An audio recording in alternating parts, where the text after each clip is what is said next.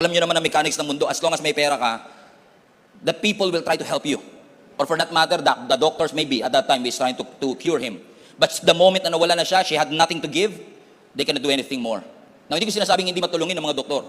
Hindi ko rin sinasabing hindi matulungin ng ating mga kaibigan, pero hindi sila makakapag-resolve ng iyong issue. Amen? Kasi darating ang panahon na wala ka nang mabibigay sa kanila. Wala ka nang may i-offer sa kanila. Pero Diyos lang ang kayang tumanggap sa iyo kahit wala kang kayang i-offer sa Panginoon. Amen? Nga lang minsan, tinatry natin i-pacify yung pain natin. Kasi lalo pag church people ka. Diba? Parang lalo pag nasa church ka, hindi mo maamin na nasasaktan ka, hindi mo maamin ang sitwasyon mo, hindi mo maamin na may financial struggle ka, hindi mo maamin na sa bahay na nga lang, hindi maamin ng tatay mo na sumasakit ang balakang niya, hindi maamin ng iba na dumadaan ka sa mga circumstances. And unfortunately, we are pacifying yung pain natin at naghahanap tayo ng solusyon sa iba. Hindi naman masama tumingin sa doktor, pero minsan kung sa doktor tayo nakadepende tayo sa ating edukasyon, sa ating finances, baka ma-miss natin yung